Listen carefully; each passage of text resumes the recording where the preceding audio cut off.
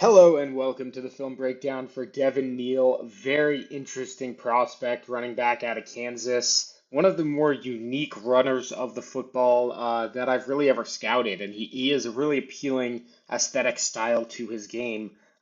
It's unclear necessarily how well that's going to translate, but it's been exciting to watch through and try to figure it out.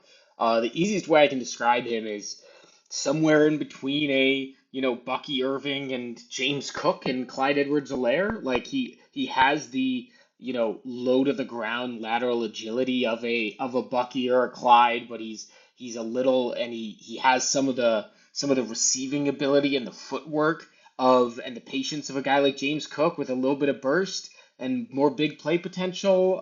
He's a big receiver, more like CEH at LSU. It's kind of a weird profile, but we're looking at a very interesting player with some really good potential comps, some really bad potential comps, and the statistical profile is somewhat similar. So we'll start off with the strengths. Only about 2 catches a game, as you can see here, but 80 catches for the career. That's a solid profile. We see overall his missed tackles forced and yards after contact are both pretty low. Surprising given what we're seeing on film. A lot of that will have to do with just how much workload he was handling. You see the efficiency is pretty much standard. Really, it's just the fact that he was at 5'11", 214. I think this is pre-combine. At the combine, I think he was more like 208. Um, what the workload he was able to handle was 759 carries, going over 159 all 4 years. Very impressive. In terms of what stands out statistically, he's basically average across the board, except for this stuffed percentage, and then just how productive he was. Those are really the two big boosts that he gets. I already mentioned the type of player he was. Third round draft capital is where I'd project him. I know we had guys like James Cook and CEH going at the end of the first. I see him more in that kind of third round range, especially in a stacked draft class. I could even see him to the fourth round, like a Bucky Irving. His stats grade, you can see for just how, 4 years essentially as a starter, not a very good stats grade. That's because his efficiency wasn't great. In terms of his weaknesses that might keep him from being a workhorse in the NFL, doesn't have the power contact balance.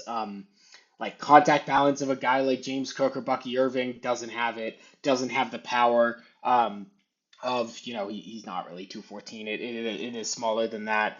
So it's there's a possibility that he's kind of best served as like a three down backup. But I think paired with a true power back, he could be a very effective player. Put him on the Chargers with Najee Harris, and get him as the kind of third down role there, change of pace guy. Even though he's not that fast, his athleticism, short strider is kind of the key to it. Similar to a Bucky type, but he does break some big plays. He's just not gonna like house it from 70. He's gonna break it for 40. Let's get into the tape. Landing spot, as always, I will say, will play a huge role for a guy like this. Draft capital, the difference between third and fourth round when it comes to hit rates on these type of guys is a pretty big difference. So that's gonna matter. We're going to start off with what I think is clearly his best strength. It's his elusiveness and lateral agility, his ability to stay low to the ground, stay unbalanced, give him a two-way route for jump cuts, and absorb, not great contact balance, but little bits of arm contact on his lower half as he make these juke moves to readjust lanes is a real strength of his. We're going to pay close attention to the vision here as well, his other main strength vision, timing, patience. Very good at that. We will have plays specifically on that, but obviously those will kind of come into play on these as well.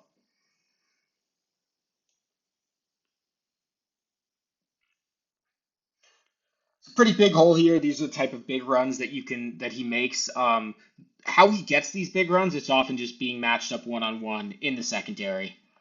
And what I like here is that like it is difficult for most players at top speed. Now his top speed might not be the fastest, but it is difficult for most players at top speed to make this multi-layered fake, right? It's the big step with the left foot, big step with the left, then he goes this way, which is how most people would go, right? Fake left, go right, but it's really just an exaggerated step here, and then he goes back to the left. Hides the hips, runs through that tackle with solid contact balance, and now you see the burst. He's going to get chased down, but It's okay. It's not bad. You see it again from this angle. You can see it's a big hole, nothing too impressive there. But he bursts, can still 1, 2, and then fake. And it's the little jump, right? Both feet do leave the ground, which isn't always ideal. But he hides his hips so well there. And it can only be a glancing blow. Keeps the burst going. No wasted movement. Very efficient runner. I will see here once more out of the gun. Big hole again. Now this is just the footwork and the elusiveness again. He does like the spin move. It's always one tell for Neal that'll make him do the spin. It's when the defender goes way too low, way too early. You can see how early the defender gets low, right? He's on his back, he's really low. You don't want to do a juke move here because the defender is pretty well positioned to jump either way. Instead, he basically takes advantage of his leverage here, gets low with him, and spins out. And that's a really nice spin. You can see the footwork on it is so concise.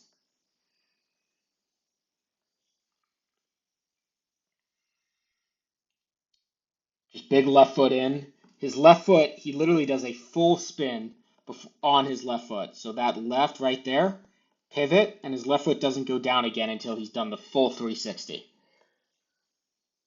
That shows really nice footwork and balance. And again, he does it at speed. Whoo! That's a dirty little step. Yeah, redirects twice. He's so low to the ground and so quick with it. It's actually probably better from this first angle. He's so low and so quick with it that he right now he wants to go to the left, right? He wants to hit this hole. He's beat so fast. He's really early about it, right? He's like, I'm not even gonna have to deal with you, right? Hard left foot into the ground. Now head up. He's my next guy I gotta deal with. One step, hard left foot in the ground. Completely whiffs. And now let's get upfield because there's not gonna be much outside. That is an explosive lateral athlete right here. And a good processor. Head up, always getting ready to make combo moves. Being able to make those multiple moves together is what separates a guy like, Irving or James Cook. All right, he's now going to get the direct snap here, by the way.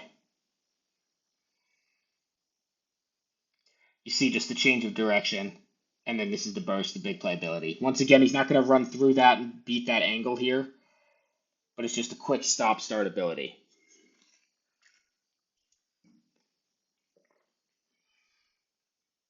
Oh my god. It's only a 2-yard run, and I'm out here saying, oh my god. Like, he readjusts his path 3 times with 3 left feet, right? So he wants to go off the left first. I'll mark them. This is the first one. Comes up the field. Second one, left step to beat this guy. Third left step to beat that guy. And now he gets up the field. He beat 4 guys with just 3 lefts on consecutive steps. Watch it full speed again. Just see how smooth it is. 2, 3. And it's not that big of a gain, but it's just so smooth. Look how low to the ground he is. Such good center of gravity there. Ooh, there we go. I actually have to keep watch for this. This is like 4 or 5 plays in a row where it's off the left foot. I gotta make sure he's got both feet here. But that is a hard dead leg. He just leaves guys whiffing completely. That's why I don't really believe these missed tackle force numbers, because this is all over his tape. That hard dead leg. This is why his stuffed rate is only 11%. Dealing with that in the backfield, wow, I did not expect that to become a big run, but here we are. First of all, it's just dealing with the backfield work. I mean, this guy's going to come straight through. It's just a one-on-one, and I'm just more athletic than you. Breaks the tackle.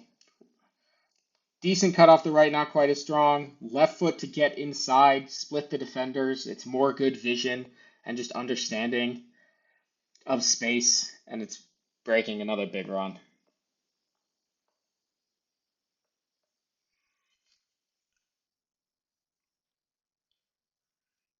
Just so shifty. But also he's getting downhill a lot. He's rarely going outside the edge. He knows that's not his strength. Like another guy in this class who has similar abilities kind of within the tackle box is Taj Brooks. He has some of that lateral agility, but he doesn't really translate that into bursting down the field nearly as well as Neal does. Neal can do it while moving forward. Oh my God. He's just so early with it. Like he's like a half step faster than every other running back would be. Right? Every other running back isn't cutting right here. They're taking one more step and then cutting and having to break this tackle. He doesn't have to break the tackle because he's just breaking it 2 yards away, making guys just fall in his wake constantly. Watch it full speed again. It's just such an early, and then you see the burst. Man, this guy's good.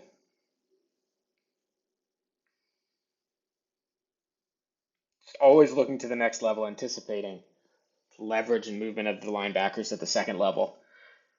That's what really is getting him into all this space constantly. It's another combo, right? This will be better from the second view.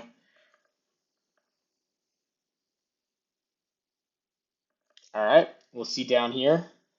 He's got this puller here. Ideally, he wants to go through one of these gaps. Neither of them is really clear because this lineman loses his block.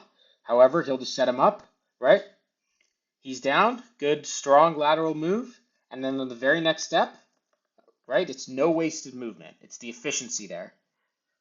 One jump cut to make, one little juke to make the defensive lineman here miss. Then the next step up through the hole. Next step out into space. Just so efficient. Watch it one more time, full speed. 1, 2, 3. He's just so low to the ground, so compact, he's able to make that happen.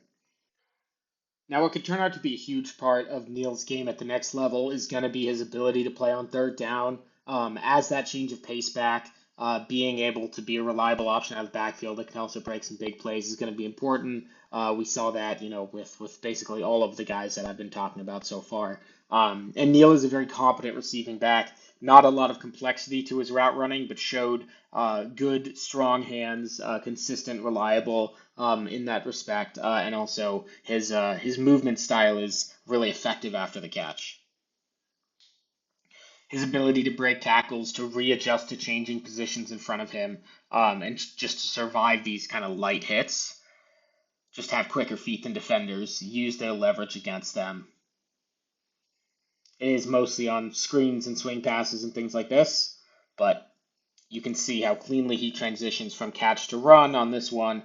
There are better examples coming up on some more difficult on the move catches, but turns his head, catch, and he's immediately looking downfield. Easy. Little middle screen. Again, you can just see how good his lateral agility is, breaking two tackles here. Hard left foot, another hard left foot, right? Just making guys miss, able to adjust when, especially on screen plays, people are flowing at you, and it's about using their momentum against them, and that's really the strength of his game. Coming across here, out in the flat. It's a one-on-one, you got to make the guy miss. He's always going to do that. And it's a big play again. Ooh, didn't expect him to score there. I see an arrowhead. Interesting. Yeah, looks like it. All right, so you got his three blockers in front. It's man coverage. So then this blocker took the man who was chasing him. So then his guy's wide open. You got to make that guy miss one-on-one. Hard left foot. Splits the two. Breaks that tackle. And then it's the vision, right? His next step after he splits is to hit that right foot and move, splits, and then hits the right foot and goes here instantly. Beats that guy. sucked him in by doing that, and then it's just having the vision downfield, reading leverage of the blockers. It's more excellent running here. And anticipation, just good feel for spacing. Boom, and then right foot, let's get out of there, get downfield.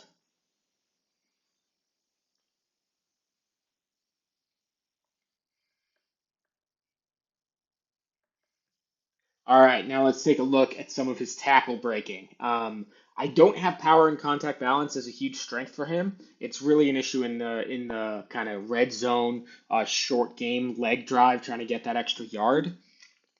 But he is good at breaking tackles. We've seen some of that already when he's able to set it up a little bit and have those be more glancing blows. All right, so we got a handoff off the right side here. Going to try to cut up field. And there's just some solid contact balance. More down the field. I mean, the double spin move 40 yards down the field is certainly a vibe. But it's just a good job here, right? Flowing outside, you're going to see the natural cutback lane open up here. So flowing outside, you're going to see right here the cutback lane's already starting to open up. Not as good. It really seems clear he's not as comfortable cutting off his right foot. You got to think if that was his left foot, it would be sharper than kind of the two little stutter steps it took for him to cut right to left here. I'll show it one more time. Right, a few steps there. However, he does find the space, breaks that tackle. As we keep going, breaks another tackle here with a path adjustment, and then it's two spin moves. Just rolling down the field. It's this low center of gravity. He can change directions. I mean, there's so many impressive parts of this run, but the one I was just noticing there, my favorite, is this adjustment. You'll see right here. He breaks his tackle, looks up, and he's already adjusting to the space. He already knows the angle to beat him. He knows he's not going to beat him with pure speed. It's how early he is on adjusting everything, on all of his juke moves, on the anticipation, reading the second level of the defense. It's all great stuff there. A lot of space outside on the option play, little hesitation, and now let's run through some tackles. And a juke move, just because why not? You see how low he is throughout this whole run? People are diving at his feet. He's under control. Little hesitation, gets low under the first tackler. Second tackler dives through. He's bracing for contact, able to jump backwards and avoid it. Keep going forward. Run through that arm tackle. Already is looking up, right? He has two guys on his feet. He's already looking up, sees this guy, looks at the flow of the traffic. Juke, got you too. Extra 5 yards there at the end. Let's go back full speed.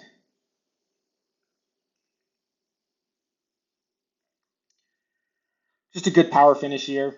This isn't, I would say, in character with what he does a lot, but, just good job running forward through contact there. He's a little high, which is why I say that's not exactly what you would typically see from Neal, but it's still a good run for him. At the goal line here, see if you can get low and power in.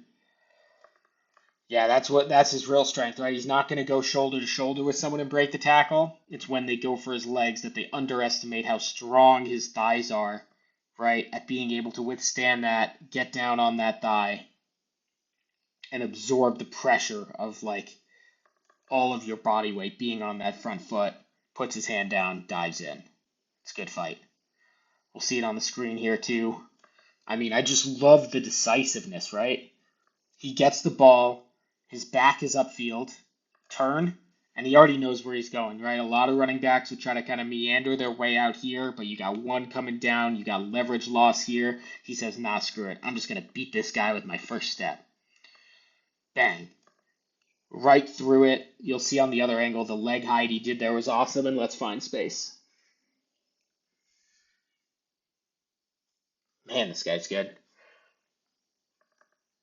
You'll see. Watch how the angle of his legs as he's avoiding this tackle.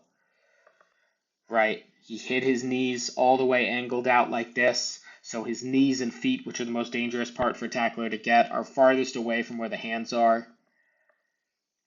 Puts the hand down, and now let's find some space. There's the burst.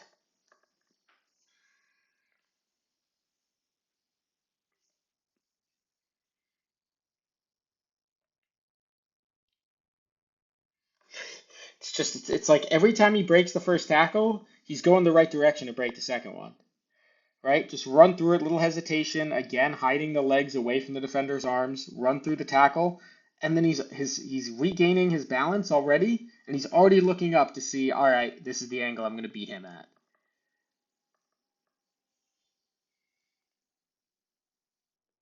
You see the little hesitation in the backfield, strong left foot now. You saw that same angle that I showed on the last play with the leg hide.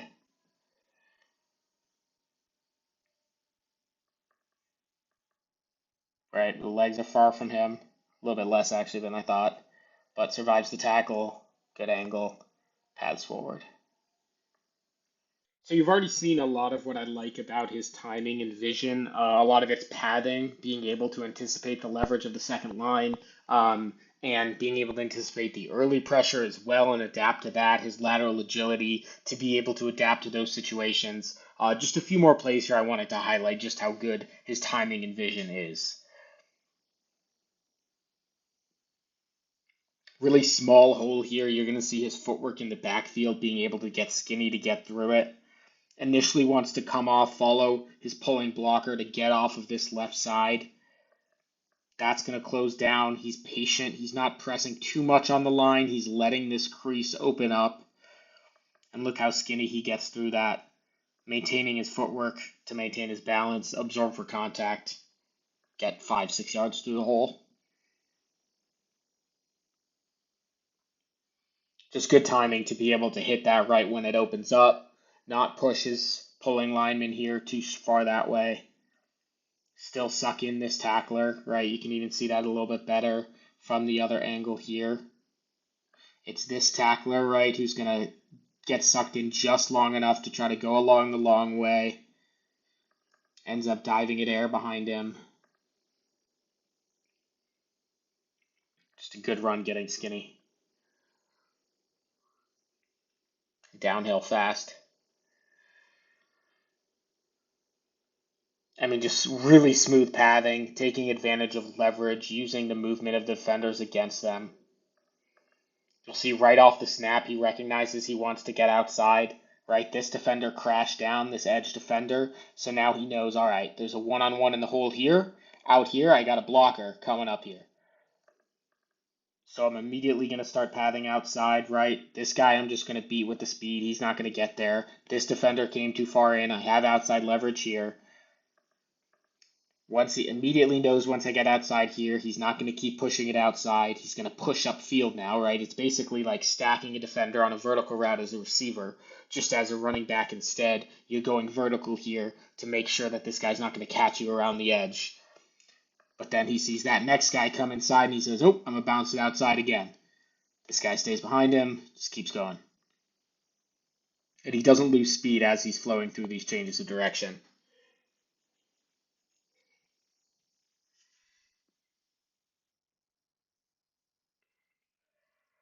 It's just more good timing. Oh my God. Of course, he gets by him too. More good timing at the beginning of the play.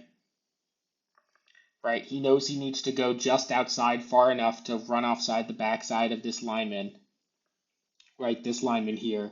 He stays super close to it, close to the hole, and then once he gets to the second level, just makes a guy miss. And it's just, again, it's just approaching the elusive maneuver, one step earlier than most running backs would.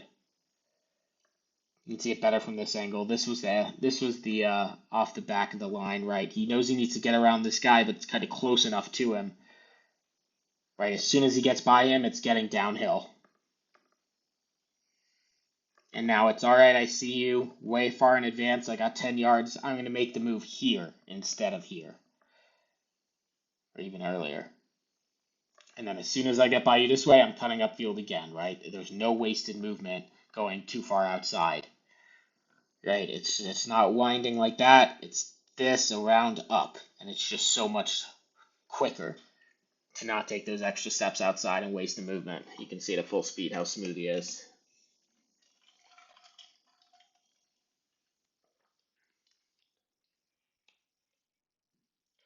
All right, so we've seen some big plays for him, a lot of good burst, but still explosiveness and just general athleticism and long speed is a weakness. He does have trouble hitting some holes if he's not able to get up to speed quickly, and some of the smaller holes. We'll take a look at that now. As we saw previously, a lot of the runs he was able to get into a rhythm early. Here he has to be a little bit more patient with these pulling linemen. Tries to look for a cutback lane as two takes away the edge really well, and there's just not enough burst to get through this tackle. Not enough explosiveness off his left foot there to get inside. He's not threatening the outside enough, so four can really spend his time getting over and just shadow the guards. This is another time where the move that he makes here right in the hole, it's not as aggressive as I would like. Right, it's in his nature as he gets outside here. I wouldn't recommend going outside. It's the right move here, and it's in his nature to make his cut early, as we've seen.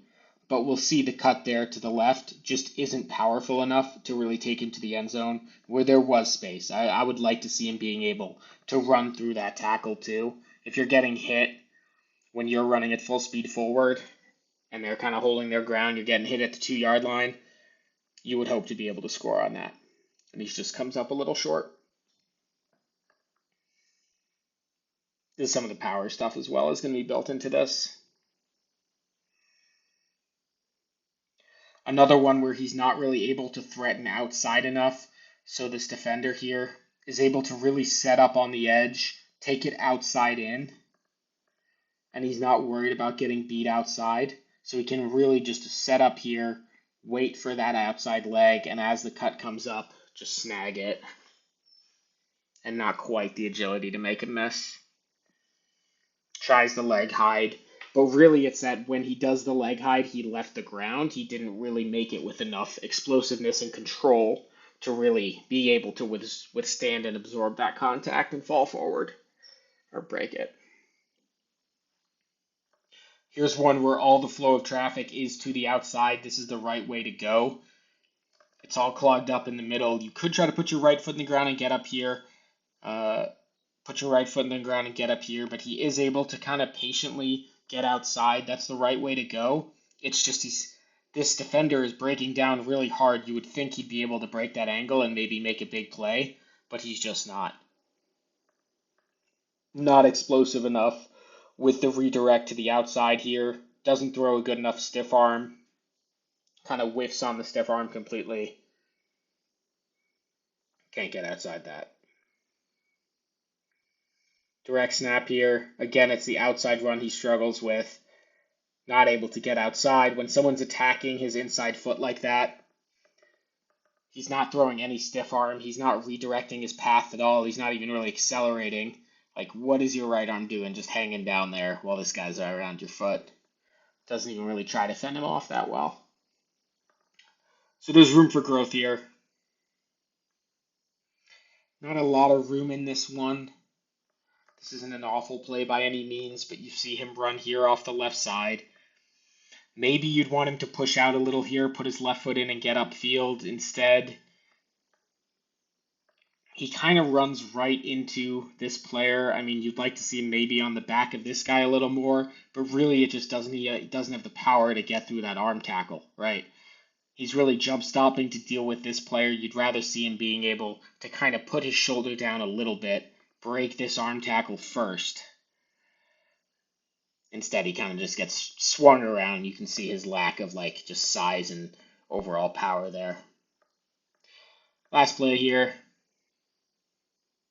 Kind of just runs into his lineman. This isn't that indicative of his problems, but again, not the burst to get outside. But overall, we have a very good player. If he fits in the right system and gets a chance, I truly think we have, borderline RB1, 3 down upside here.